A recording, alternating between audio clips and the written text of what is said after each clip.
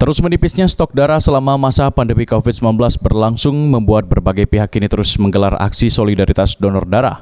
Salah satunya seperti yang dilakukan oleh Ikatan Alumni SMK Negeri 3 Palembang pada Minggu pagi 19 Desember 2021. Ketua IKA SMK Negeri 3 Palembang, Diana Ivorio, mengatakan dalam kegiatan donor darah ini menargetkan 100 kantong darah sesuai dengan amanat dari Ketua PMI Kota Palembang. Kegiatan donor darah ini melibatkan para siswa yang membantu dalam proses administrasi, sementara peserta merupakan keluarga besar IKA SMK Negeri 3 Palembang. Berapa banyak, Bu? Kalau targetnya sebagaimana yang diamanahkan oleh Ibu Fitri bahwa itu sekitar 100 kantong. Tapi kita baru kuota sekitar 50 lebih. Oke. Yang terlibat itu yang donor dari IKA atau dari siswa juga, Bu?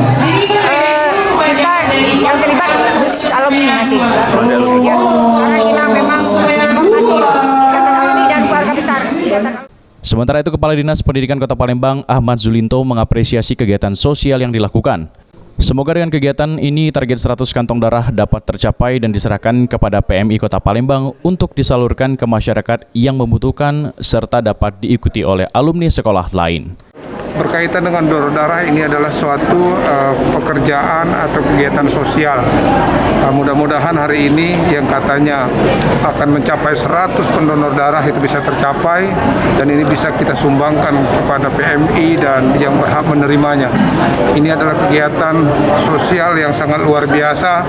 Ya, mudah-mudahan kemajuan ini bisa dicontoh oleh alumni-alumni yang lain.